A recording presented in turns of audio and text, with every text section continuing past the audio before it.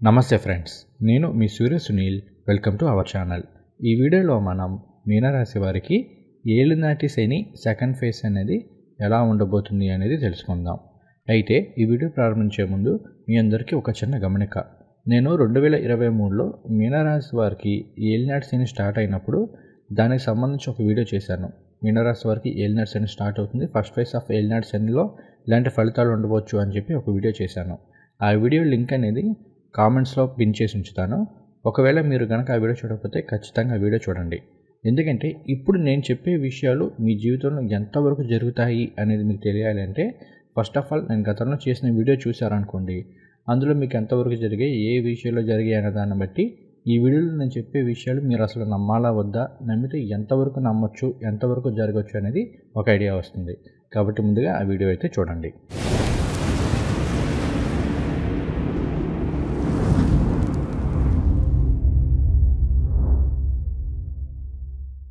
మార్చి 29, 2025న శని భగవానుడు మీనరాశిలోకి ప్రవేశం చేస్తున్నారు. ఇది మీనరాశి వారికి ఏలినాటి శని సెకండ్ ఫేజ్ అవుతుంది. అయితే ఇక్కడ మీనరాశి వాళ్ళు ఎవరూ కూడా పెద్దగా భయపడవలసిన అవసరం ఏమీ లేదు. ఎందుకంటే ఇక్కడ సువర్ణమూర్తిగా సంచారం చేస్తూ ఉన్నారు కాబట్టి చాలా చక్కటి శుభ ఫలితాలు అనేవి పొందుతారు. ముఖ్యంగా ఏమిటి అంటే గడిచిన 2.5 ఏళ్లతో పోలిస్తే, అంటే ఏలినాటి శని ఫస్ట్ ఫేజ్తో పోలిస్తే ఏలినాటి శని సెకండ్ ఫేజ్లో కాస్త సమస్యలు అనేవి తగ్గుముఖం పడతాయి. అయితే కాస్త స్ట్రెస్ ఎక్కువగా ఉండడం, కొన్ని సందర్భాల్లో యాంగ్జైటీ ఇలాంటివి ఉంటూ ఉంటాయి. అయితే గతంతో పోలిస్తే మాత్రం ఈ కాలం అనేది చక్కటి శుభ ఫలితాలే ఉంటాయి. జీవితంలో ఏదో సాధించాలి అన్న తపన అనేది ఈ కాలంలో ఎక్కువగా ఉంటుంది. పట్టుదల అనేది పెరుగుతుంది. తద్వారా ఎన్నో విజయాలను సాధించుకునే అవకాశాలు అనేవి ఈ కాలంలో చాలా ఎక్కువగా ఉన్నాయి.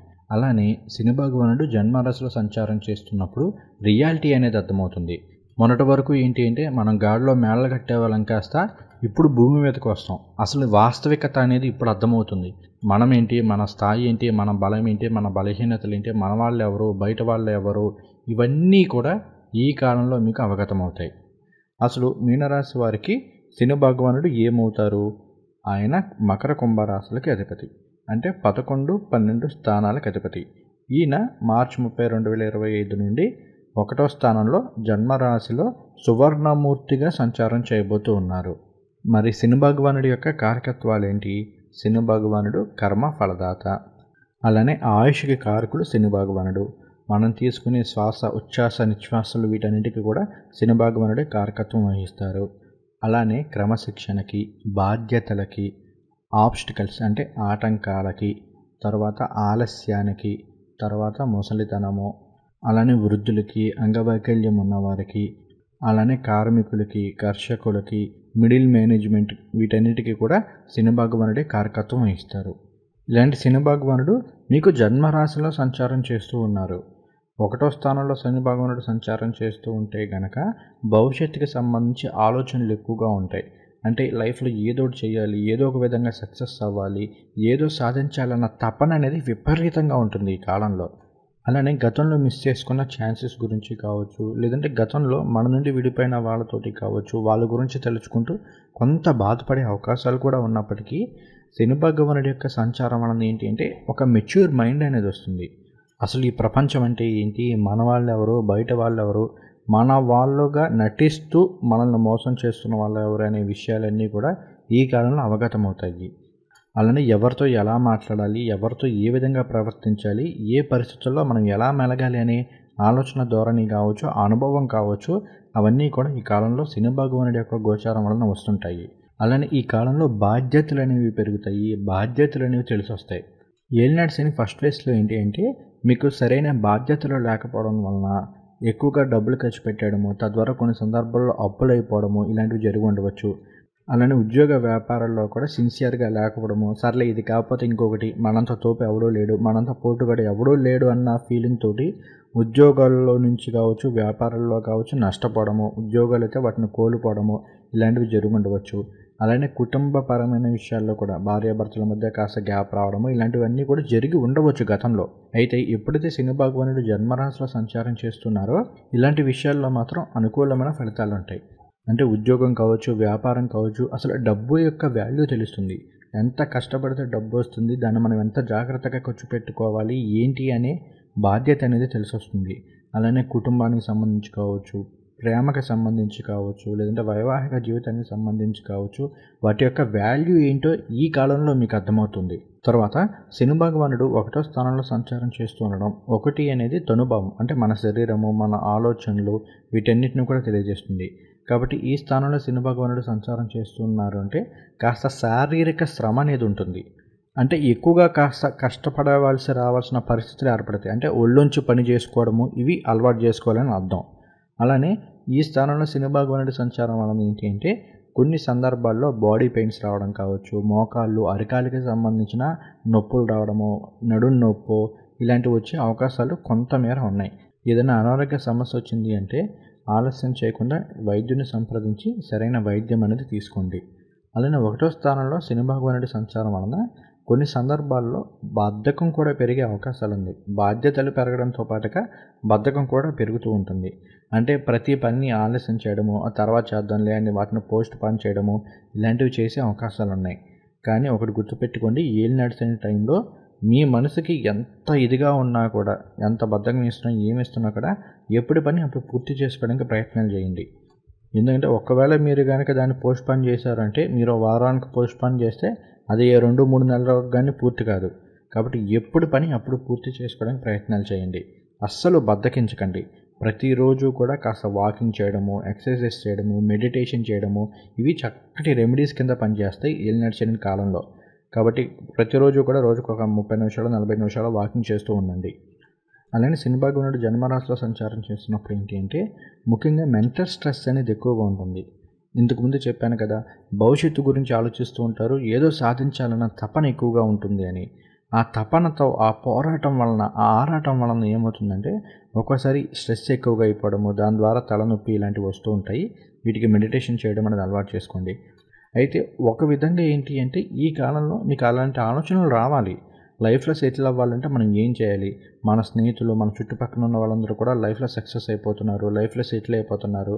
బట్ వాళ్ళకన్నా ముందు మనం కెరీర్ స్టార్ట్ చేసినా ఏం చేసినా కూడా మనకి లైఫ్లో ఎదుగు బొదుగు లేదు అనే ఇది మీలో ఉంటుంది. బాధ కావచ్చు, లేదు అంటే కనుక ఆ స్ట్రెస్ కావచ్చు, ఇవి మీలో ఉంటాయి. కానీ ఇక్కడే ఏమవుతుంది అంటే నేను ఏదో ఒకటి సాధించాలన్న తపన స్టార్ట్ అవుతుంది. ఆ తపనని మీరు కనుక సరైన విధానంలో ఛానలైజ్ చేసుకోగలిగితే కనుక లైఫ్లో ఈ కాలంలో ఈ 2.5 ఏళ్లలో సూపర్ సక్సెస్ అయ్యే అవకాశాలు ఉన్నాయి. లైఫ్లో ఎంతో వృద్ధి చెందే అవకాశాలు అనేవి ఏలినాటి శని సెకండ్ ఫేజ్లో మీనరాశి వారికి ఉన్నాయి. ఎందుకంటే శని భగవానుడు సువర్ణమూర్తిగా సంచారం చేస్తున్నారు కాబట్టి. 1వ స్థానంలో శని భగవానుడు సంచారం చేస్తే ఖచ్చితంగా ఇది ఉంటుంది. మీరు భవిష్యత్తులో మంచి సక్సెస్ అవ్వడానికి కావాల్సిన పునాదులు అనేవి ఈ కాలంలో మీరు వేసుకుంటారు. అసలు మీలో ఉన్న మైనస్లు ఏంటి, మీలో ఉన్న ప్లస్లు ఏంటి, ఇవన్నీ కూడా మీరు స్టడీ చేసుకుంటారు. ఎస్, ఇదిగో ఇక్కడ ఈ విషయంలో నేను వెనకబడి ఉన్నాను, ఈ విషయంలో నేను మార్చుకోవాలి, కోపం ఎక్కువగా ఉంది కాబట్టి ఇది నేను కోపం తగ్గించుకోవాలి, ఎదుటి వాళ్ళతో సరిగ్గా మాట్లాడే విధానం లేదు కాబట్టి మాట్లాడే విధానాన్ని మార్చుకోవాలి, మనీకి సంబంధించి నాకు సరైన బాధ్యత లేదు కాబట్టి ఈ విషయంలో కూడా మనం మారాలి, వృధా ఖర్చులు తగ్గించుకోవాలి. ఇలా మిమ్మల్ని మీరు బెటర్ చేసుకోవడానికి, మిమ్మల్ని మీరు ఇంప్రూవ్ చేసుకోవడానికి సరైన కాలం ఇది. అలా ఇంప్రూవ్ చేసుకునే విధంగా శని భగవానుడు మీకు ఆ సిచ్యువేషన్స్ వీటిని క్రియేట్ చేస్తూ ఉంటారు. కాబట్టి వీటికి ఎవరు భయపడకండి. తర్వాత శని భగవానుడు మీనరాశిలో సంచారం చేస్తూ ఆయన 3వ దృష్టితోటి వృషభ రాశిని వీక్షిస్తుంటారు. మీనరాశి వారికి ఇది 3వ స్థానం అవుతుంది. 3 అంటే విక్రమ స్థానము, అంటే పట్టుదల, విజయాన్ని సూచించే స్థానం. మనం మాట్లాడే విధానం అంటే కమ్యూనికేషన్ తెలియజేసే స్థానం, దగ్గర ప్రాంతాలు, తోబుట్టువులు, ముఖ్యంగా తమ్ముళ్ళు వీళ్ళని తెలియజేసే స్థానం ఇది. అలానే అలవాట్లు, జీవితంలో పుట్టుకతో మనకు వచ్చిన టాలెంట్స్, వీటన్నింటినీ కూడా 3వ స్థానం తెలియజేస్తుంది. ఈ స్థానాన్ని శని భగవానుడు వీక్షిస్తున్నాడు అంటే ఈ విషయాలన్నింటిలోనూ అనుకూలంగా ఉంటుంది. ముందుగా మీరు మాట్లాడే విధానం అనేది మారుతుంది. గతంలో ఎదుటి వాళ్ళతోటి అసలు గౌరవ మర్యాదలు ఇవ్వకుండా మాట్లాడేవాళ్ళు, ఎదుటి వాళ్ళని లెక్క చేయకుండా మాట్లాడేవాళ్ళు కాస్త ఈ కాలంలో మంచిగా మాట్లాడే విధానాన్ని అలవాటు చేసుకుంటారు. ఎదుటి వాళ్ళతో ఎలా మాట్లాడాలి, ఎక్కడ ఎవరితో ఎలా మాట్లాడాలి అనే దానికి సంబంధించి మీకు అనుభవం అనేది వస్తుంది. మంచి కమ్యూనికేషన్ స్కిల్స్ అనేవి ఈ కాలంలో మీకు డెవలప్ అవుతాయి. అలానే కాస్త దగ్గర ప్రాంత ప్రయాణాలు చేసే అవకాశాలు ఉన్నాయి. ముఖ్యంగా ఆధ్యాత్మిక ప్రయాణాలు ఉంటాయి. అంటే ఇంటి దగ్గర ఉన్న దేవాలయాలకు వెళ్తూ ఉండడము, ఇలాంటివి చేసే అవకాశాలు అనేవి ఎక్కువగా ఉంటాయి. అలానే వృత్తి వ్యాపారాల్లో కూడా కాస్త జర్నీస్ ఎక్కువగా ఉండే అవకాశాలు ఉంటాయి. అంటే జాబ్ రీత్యా కావచ్చు, బిజినెస్ రీత్యా కావచ్చు, కాస్త జర్నీస్ ఎక్కువగా చేయాల్సిన పరిస్థితులు అనేవి ఈ కాలంలో ఏర్పడతాయి. అలానే ఇక్కడ 3వ స్థానాన్ని శని భగవానుడు వీక్షిస్తున్నారు. అది విక్రమ స్థానం అయింది కాబట్టి, ఒకటి మీ జాతకంలో శని భగవానుడు గనక పాజిటివ్గా ఉంటే ఈ కాలంలో మంచి పట్టుదల అనేది ఉంటుంది. ఏ పన్నైనా సరే కష్టపడి సాధించుకోగలుగుతారు. కార్యజయం అనేది ఉంటుంది. గత 2.5-3 ఏళ్ళుగా ఆగిపోయిన పనులు, ఆలస్యమవుతున్న పనులన్నింటినీ కూడా ఈ కాలంలో మీరు సక్సెస్ఫుల్గా పూర్తి చేసుకోగలుగుతారు. అదే మీకు గనక జాతకంలో శని భగవానుడు సరిగ్గా లేడు, వీక్గా ఉన్నారు అంటే ఈ కాలంలో కాస్త బద్ధకం పెరగడము, ప్రతి పని ఆలస్యం చేస్తూ ఉండడము, వాటిని పోస్ట్ పోన్ చేస్తూ ఉండడము, ఇలాంటివి జరుగుతూ ఉంటాయి. అయితే వీటికి ఏం లేదు, మిమ్మల్ని మీరు మోటివేట్ చేసుకోవాలి. ఒకటి గుర్తుపెట్టుకోండి, ఏలినాటి శని కాలం అనేది అంతా మీకు సంబంధించిన కాలం ఇది. ఈ కాలంలో మీరు ఎదుటి వాళ్ళ దగ్గర నుండి, వేరే వాళ్ళ దగ్గర నుండి, ఇంకా ఫ్యామిలీ మెంబర్స్ దగ్గర నుండి, ఎవరి దగ్గర నుండి అయినా సరే కాస్త హెల్ప్ కావచ్చు, సపోర్ట్ని కానీ ఎక్స్పెక్ట్ చేయడం అనేది కష్టం అవుతుంది. అసలు అలా ఎక్స్పెక్ట్ చేయడం అనేది ఒక విధంగా రాంగ్. ఎందుకంటే ఏలినాటి శని స్టార్ట్ అయిందంటే అంతా మీకు సంబంధించి. మీరు కష్టపడాలి, మీరు సాధించుకోవాలి, మిమ్మల్ని మీరు నిరూపించుకోవాలి, మీ కాలం మీద మీరు నిలబడాలి. ఇంకా ఎవరో సపోర్ట్ తీసుకోవడము, ఎవరో వస్తే ఏదో చేస్తారనుకోవడం మాత్రం ఈ కాలంలో కరెక్ట్ కాదు. తర్వాత శని భగవానుడు ఇక్కడ 3వ స్థానాన్ని వీక్షిస్తున్నప్పుడు ఏంటి అంటే, కొన్ని సందర్భాల్లో ఏదో తెలియని దిగులు, ఏదో తెలియని భయం అనేవి మాత్రం ఉంటూ ఉంటాయి. అంటే ముఖ్యంగా ఈవినింగ్ టైమ్స్, రాత్రిపూట ఇలా నిద్రపోయే సమయంలో ఏంటి అంటే, అరే లైఫ్ ఏంటి ఇలా అయిపోయింది, ఏదో కష్టపడుతున్నాం, ఏదో చేస్తున్నాం, ఏం చేసినా కలిసి రావట్లేదు, ఏ పని మొదలుపెట్టినా ముందుకెళ్ళట్లేదు, అసలు ఇది సాధించగలమా లేదా అనే దిగులు ఉంటుంది, ఆ భయం అయితే ఉంటూ ఉంటాయి. వీటి కోసం ఏం చేస్తారంటే, ఇలా ఒకవేళ మీకు అనిపిస్తే కనుక హనుమాన్ చాలీసా అనేది పారాయణ చేసుకోండి. ఇక్కడ ఇంకొక పాయింట్ గుర్తుపెట్టుకోండి, ఇక్కడ మీరు జీవితంలో ఎంతో కష్టపడుతూ వృద్ధిలోకి రావాలని చెప్పేసి ఎంతో తప్పిస్తూ ఆరాట పడుతూ ఏదో సాధించడానికి ప్రయత్నాలు చేస్తూ ఉంటే కొంతమంది మీ ప్రయత్నాలను అడ్డుకునే వాళ్ళు ఉంటారు. ముఖ్యంగా మీ స్నేహితుల రూపంలోనో, లేదంటే మీ బంధువుల రూపంలోనో, లేదంటే పక్కన వాళ్ళు ఎవరో ఏదో శ్రేయోభిలాషులుగా ఇలా ఉంటూ మీరు ఏ పని చేసినా కూడా చేయనివ్వకుండా అలా చేయమాకు, ఇలా చేయమాకు అని చెప్పేసి మిమ్మల్ని వెనక్కి లాగే వాళ్ళు కూడా ఈ కాలంలో ఉంటూ ఉంటారు. కాబట్టి ఇలాంటి వాళ్ళతోటి మీరు చాలా జాగ్రత్త ఉండాలి. నిజంగా వాడు మన మేలు కోరి చెప్తున్నాడా, లేక మనం బాగుపడడం ఇష్టం లేకుండా చెప్తున్నాడా అనేది మీరు ఆలోచించుకోవాలి. అలానే ఇంకొంతమంది ఉంటారు, అన్న అది చేసే అన్న, ఇది చేసే అన్న, అలా చేస్తే ఎలా అయిపోతావు, ఇలా చేస్తే ఇలా అయిపోతావు, ఏవో చెప్పేసి మిమ్మల్ని రెచ్చగొట్టే ప్రయత్నాలు చేస్తుంటారు. అంటే మిమ్మల్ని ఎక్కడో ఏదో చోట ఇరికించడం ప్రయత్నాలు చేస్తుంటారు. ఇలాంటి విషయాల్లో కూడా జాగ్రత్తగా ఉండాలి. నిజంగా అసలు మనకి ఆ కెపాసిటీ ఉందా, మనకు ఆ స్థాయి ఉందా, మనం సాధించగలమా, మన శక్తియుక్తులు ఏంటి, మన బలం బలహీనతలు ఏంటి, ఎంతవరకు మనం చేయగలము, వీడేదో చెప్తున్నాడు, వీడేదో రెచ్చగొడుతున్నాడు, మనం రెచ్చిపోవడం కరెక్ట్ కాదు, మనం ఏం చేయొచ్చు, ఎంతవరకు చేయొచ్చు అనేది మిమ్మల్ని మీరు అనలైజ్ చేసుకోండి. ఎందుకంటే చెప్పాను కదా, ఏలినాటి శని ఫస్ట్ ఫేజ్ అంటే మీలో ఉన్న బలం బలహీనతలు వీటన్నిటిని తెలుసుకోవడమే. అలా కాకుండా మనం చేసేయచ్చు, మనోళ్ళు పక్కన నలుగురు ఉన్నారు అని చెప్పేసి మీరు పనులు మొదలు పెడితే మాత్రం ఒక కష్టం వచ్చినప్పుడు, ఒక ఇబ్బంది వచ్చినప్పుడు పక్కన ఉన్న నలుగురు సైడ్ అయిపోతారు, పక్కకి వెళ్ళిపోతారు. ఆ భారం అంతా మేమే పడిపోతుంది, తద్వారా మోయలేని స్థితికి వచ్చేస్తుంది. సో అలాంటి సిచ్యువేషన్స్ కూడా ఉంటూ ఉంటాయి. కాబట్టి ఏ విషయమైనా సరే, ఏదైనా సరే ఆవేశంతో నిర్ణయాలు తీసుకోవద్దు. ఒకటికి 10 సార్లు ఆలోచించుకుని, అవసరమైతే మన తల్లిదండ్రుల సలహా తీసుకొని, ఇంకా అనుభవజ్ఞులు పెద్దవాళ్ళ సలహా తీసుకొని మాత్రమే ఏ పనైనా స్టార్ట్ చేయండి. అది మీరు ఎంతవరకు చేయొచ్చు, చేయగలరు అనేది 1కి 10 సార్లు అనాలిసిస్ చేసుకొని మాత్రమే పనులు చేపట్టండి. అది ఈ కాలంలో చాలా చాలా చాలా ఇంపార్టెంట్. తర్వాత శని భగవానుడు జన్మరాశిలో సంచారం చేస్తూ 3వ స్థానాన్ని వీక్షిస్తున్నారు కాబట్టి కాస్త కొత్తగా ఏదైనా అలవాట్లు చేసుకునే అవకాశం ఉంది. అంటే రెగ్యులర్గా ఎక్సర్సైజ్ చేసుకోవడం కావచ్చు, బాడీ ఫిట్నెస్ సంబంధించి కావచ్చు, కొన్ని సందర్భాలు ఏదైనా కోర్స్ నేర్చుకోవడము, ఏదైనా సరే అంటే బుక్స్ రీడింగ్ కావచ్చు, ఇలా మీకు మీ ఇంప్రూవ్మెంట్కి సంబంధించి శారీరక, మానసిక, ఆర్థిక పరంగా ఇంప్రూవ్మెంట్స్ కోసం ఈ కాలంలో ఏదైనా కొత్తగా అలవాట్లు చేసుకునే అవకాశాలు ఉన్నాయి. అవి మీకు మంచిగా ఉపయోగపడే అవకాశాలు కూడా ఈ కాలంలో ఉన్నాయి. తర్వాత శని భగవానుడు జన్మరాశిలో సంచారం చేస్తూ ఆయన 7వ దృష్టితోటి కన్యారాశిని వీక్షిస్తుంటారు. ఇది మీనరాశి వరకు 7వ స్థానం అవుతుంది. 7 అంటే కళత్ర స్థానము, అంటే వివాహము, జీవిత భాగస్వామిని తెలియజేసే స్థానం, వ్యాపార భాగస్వామిని తెలియజేసే స్థానం, సామాజిక సంబంధాలు, వీటిని తెలియజేసే స్థానం ఇది. ఈ 7వ స్థానంలో శని భగవానుడి యొక్క వీక్షణ ఉంది కాబట్టి వైవాహిక పరమైన విషయాల్లో అనుకూలమైన ఫలితాలు ఉంటాయి. గతంలో విడిపోయిన భార్యాభర్తలు, కాస్త ఎడబాటుగా ఉంటున్న భార్యాభర్తలు మరలా కలిసే అవకాశాలు ఉన్నాయి.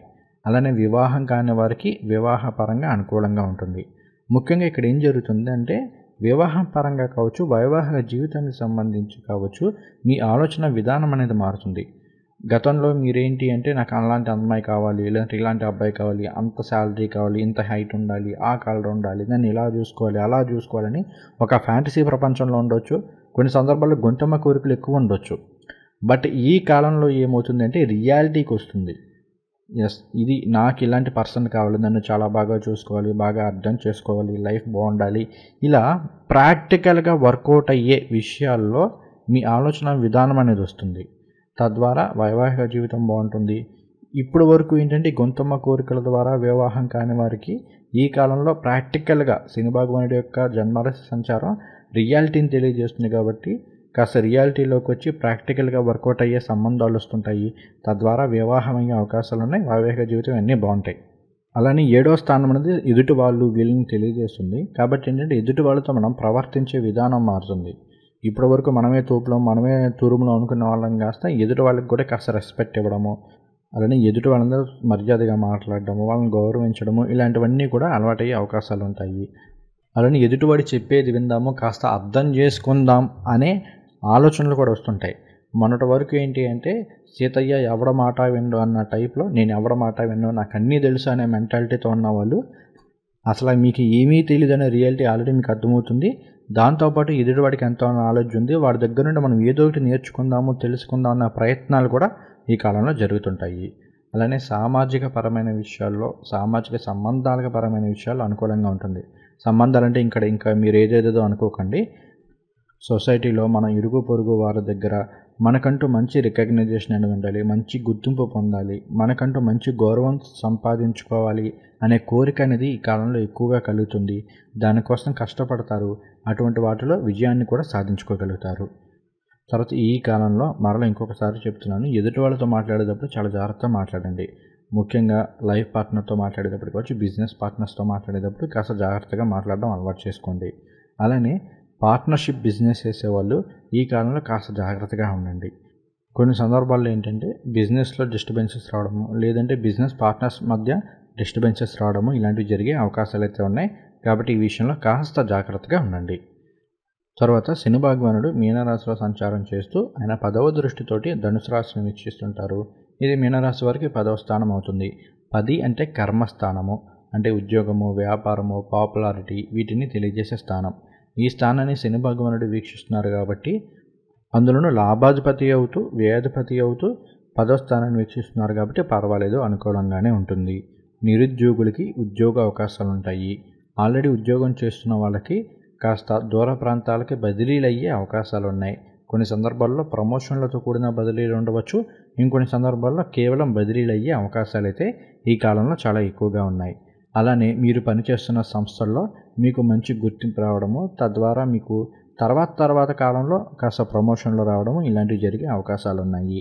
అలానే వ్యాపారస్తులకి చాలా వరకు అనుకూలంగానే ఉంటుంది. కాస్త శ్రమ ఎక్కువగా ఉన్నప్పటికీ శ్రమతో పాటుగా లాభాలు కూడా ఎక్కువగా ఉంటాయి. బిజినెస్ని ఎక్స్పాండ్ చేసుకునే అవకాశాలు ఈ కాలంలో చాలా ఎక్కువగా ఉన్నాయి. అలానే చేతి వృత్తిదారుల వాళ్ళందరికీ కూడా చాలా అనుకూలంగా ఉంటుంది. కార్మికులందరికీ చాలా బాగుంటుంది. గతంతో పోలిస్తే ఈ కాలంలో కాస్త డబ్బులు ఎక్కువగా సంపాదించుకునే అవకాశాలు ఉన్నాయి. తర్వాత చేతి వృత్తిదారులతో పాటుగా కళాకారులకి వీళ్ళందరికీ కూడా చాలా వరకు యోగదాయకమైన ఫలితాలు ఉంటాయి. అలానే లోయర్ మేనేజ్మెంట్, మిడిల్ మేనేజ్మెంటు వీటిల్లో ఉద్యోగాలు చేస్తున్న వాళ్ళకందరికీ కూడా చాలా బాగుంటుంది. అంటే మీకు టీమ్ లీడరు, మేనేజర్ బిలో ఉద్యోగాలన్నీ కూడా వీటన్నిటికీ కూడా శని కారకత్వం వహిస్తారు. అదే ఉన్నత స్థాయి ఉద్యోగాలు అంటే ఒక కలెక్టర్ కావచ్చు, లేదు అంటే కనుక ఒక CEO కావచ్చు, వీటన్నిటికీ కూడా రవి ఆధిపత్యం వహిస్తారు. ఇక్కడ శని భగవానుడి యొక్క సంచారం బాగానే ఉంది కాబట్టి పర్వాలేదు, కార్మికులకి వీళ్ళందరికీ బాగుంటుంది. కాస్త లోయర్ మేనేజ్మెంట్ వీళ్ళందరికీ కూడా చాలా వరకు బాగుంటుంది. మాస ఫలితాల్లో మనం రవి సంచారం వాటి గురించి అప్పుడు తెలుసుకుందాము. ఇక ఏలినాటి శని సెకండ్ ఫేజ్కి సంబంధించి ఫలితాలన్నింటినీ అన్ని వర్గాల వారికి చూసుకుంటే ముందుగా విద్యార్థులకి చాలా బాగుంటుంది. విద్యార్థులకి మంచి విద్య వస్తుంది. విద్య మీద ఇంట్రెస్ట్ పెరుగుతుంది. ముఖ్యంగా ఏంటి అంటే మనం చదువుకోకపోతే భవిష్యత్తులో మనం చాలా ఇబ్బందులు ఎదుర్కోవాల్సి వస్తుంది, చాలా ప్రాబ్లమ్స్ని ఫేస్ చేయాల్సి వస్తుంది. కాబట్టి చదువుకోవాలి, కష్టపడాలి అనే ఆలోచన వస్తుంది. దాంతోపాటు కొన్ని సందర్భాల్లో చదువు మీద కాస్త బద్ధకం కూడా పెరిగే అవకాశాలు ఉంటాయి. మీరు ఆ బద్ధకాన్ని వదిలి కాస్త ఆసక్తి, ఇంట్రెస్ట్ చూపించి చదువులో కాస్త ఫోకస్ చేసినట్లయితే చక్కగా మంచి మార్కులతోటి పరీక్షల్లో ఉత్తీర్ణులయ్యే అవకాశాలు ఈ కాలంలో ఎక్కువగా ఉన్నాయి.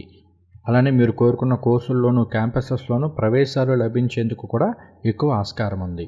అలానే కాంపిటేటివ్ ఎగ్జామ్స్కి ప్రిపేర్ అవుతున్న వాళ్ళకి కూడా ఈ కాలం చాలా వరకు అనుకూలంగానే ఉంటుంది. విజయం సాధించే అవకాశాలు చాలా ఎక్కువగా ఉన్నాయి. తర్వాత నిరుద్యోగులకి చాలా అనుకూలంగా ఉంటుంది. మంచి ఉద్యోగం వస్తుంది. మీరు కోరుకొని మీరు ఇష్టపడిన ఉద్యోగాలు వచ్చేంత సువర్ణ అవకాశం అయితే ఈ కాలంలో మీనరాశి వారికి ఉంది. అలానే ఉద్యోగస్తులకి ఏంటి అంటే వర్క్ స్ట్రెస్ ఎక్కువగా ఉంటుంది. ఈ విషయం మాత్రం గుర్తుపెట్టుకోండి.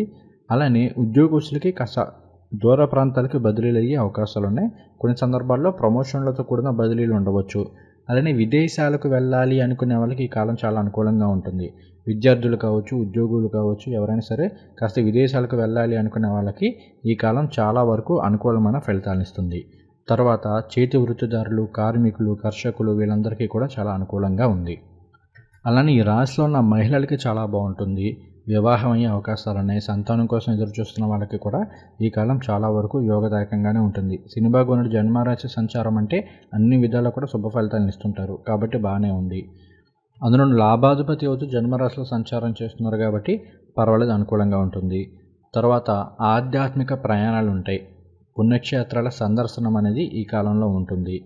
తర్వాత కాస్త ఒళ్ళు నొప్పులు, తలనొప్పి, మెంటల్ టెన్షన్ ఇలాంటివి ఎక్కువగా ఉంటాయి. వీటికి కాస్త మెడిటేషన్ చేయడము ఇలాంటివి అలవాటు చేసుకోండి. తర్వాత ప్రయాణాలు ఎక్కువగా ఉంటాయి కాబట్టి ఎప్పుడైనా సరే జర్నీస్ విషయంలో కొంత కేర్ఫుల్గా ఉండండి.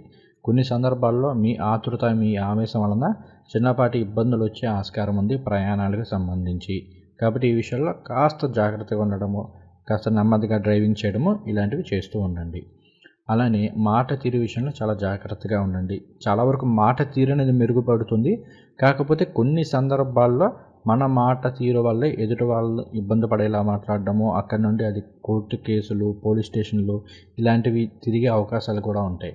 అలానే భార్యాభర్తల మధ్య చాలా వరకు అన్యోన్య దాంపత్య జీవితం ఉండే ఆస్కారం అయితే ఎక్కువగా ఉంది.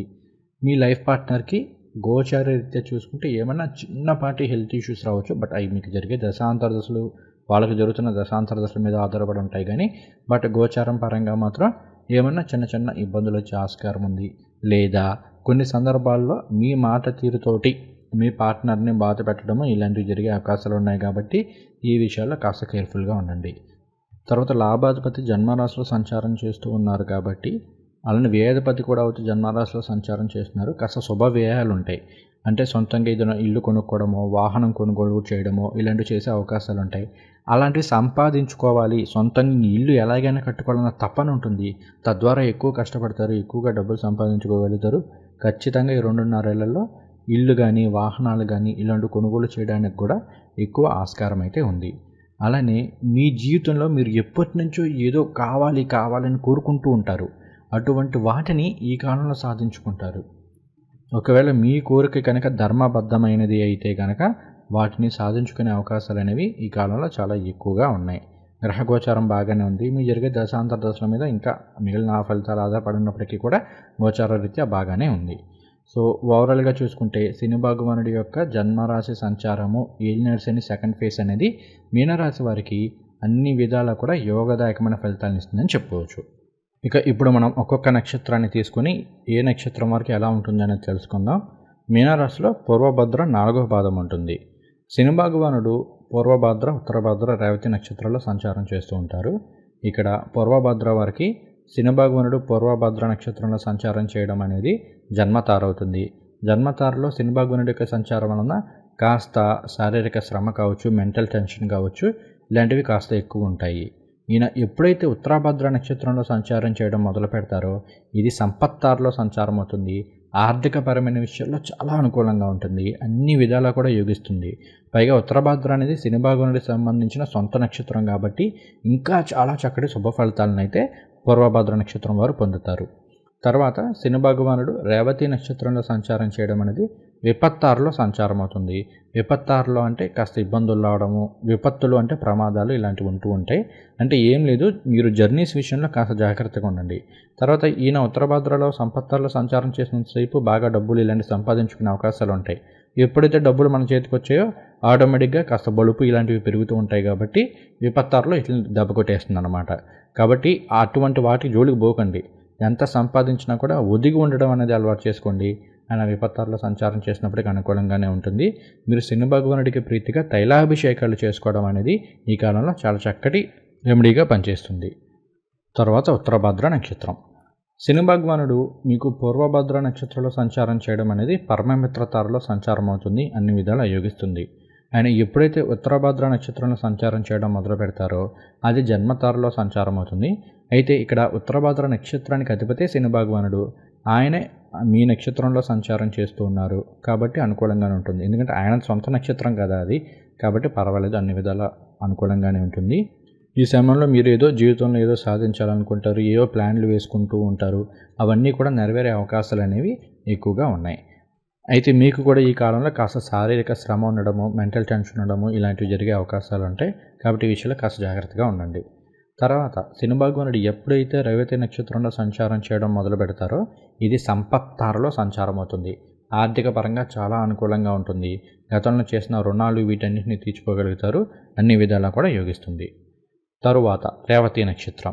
రేవతి నక్షత్రం వారికి శని భగవానుడు పూర్వభద్ర నక్షత్రంలో సంచారం చేయడం అనేది మిత్రతార అవుతుంది, బాగుంటుంది. తర్వాత ఆయన ఉత్తరభద్రలో సంచారం చేయడం అనేది పరమమిత్రతార అవుతుంది, ఇంకా అనుకూలిస్తుంది. ఆర్థిక పరంగా కావచ్చు, ఆరోగ్యపరంగా కావచ్చు, వైవాహిక జీవితం పరంగా కావచ్చు, వృత్తి వ్యాపారాలు ఏ విషయంలో చూసినా కూడా అన్ని విధాల అన్ని రంగాల వారికి కూడా అనుకూలంగా ఉంటుంది. తర్వాత ఆయన రేవతి నక్షత్రంలో అంటే మీ జన్మ నక్షత్రంలో సంచారం చేస్తున్నప్పుడు అది జన్మతారలో సంచారం అవుతుంది, పర్వాలేదు. ఎందుకంటే శని భగవానుడు మీ రేవతి నక్షత్రానికి అధిపతి అయిన బుధుడు ఇద్దరు కూడా స్నేహితులే కాబట్టి పర్వాలేదు, అనుకూలంగానే ఉంటుంది. ఓవరాల్గా రేవతి నక్షత్రం వారికి మాత్రం శని భగవానుడి యొక్క సంచారం కావచ్చు, ఏలినాటి శని సెకండ్ ఫేజ్ కావచ్చు, చాలా వరకు యోగిస్తుంది. ఇంకా మీకు జరిగే దశాంతర దశల మీద ఇంకా ఫలితాలు ఆధారపడినప్పటికీ గోచార రీత్యా బాగానే ఉంది. మీరు ప్రతిరోజు కూడా శని భగవానుడికి తైలాభిషేకాలు చేసుకోవడం, ముఖ్యంగా శనివారాలు తైలాభిషేకం చేసుకోవడము, అలానే హనుమాన్ చాలీసా కావచ్చు, విష్ణు సహస్రనామాలు కావచ్చు పారాయణ చేసుకోవడము, కాలభైరవాష్టకం చదువుకోవడం అనేది అన్ని విధాలా కూడా యోగిస్తుంది.